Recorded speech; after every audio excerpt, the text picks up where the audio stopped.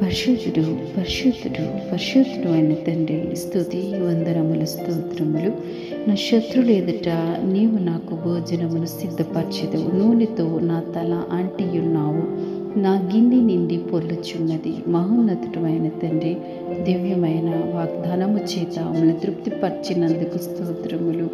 దేవా, అనుదినము కూడా నాయన ఇదిగో తండ్రి, దివ్యమైన నీ వాగ్దానము చేతే కదా మేము ఆదరణ పొందుకొనగలుగుచున్నాం తండ్రి.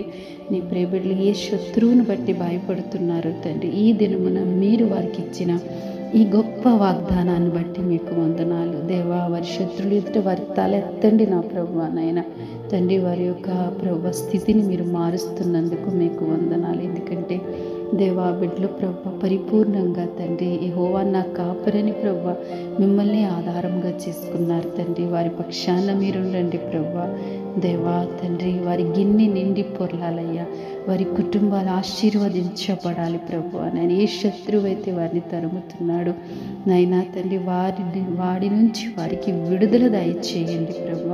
నేను నమ్మిన బిడ్డల కృప అనుగ్రహించి మేలు చేయమని ప్రార్థించున్నాం తండ్రి.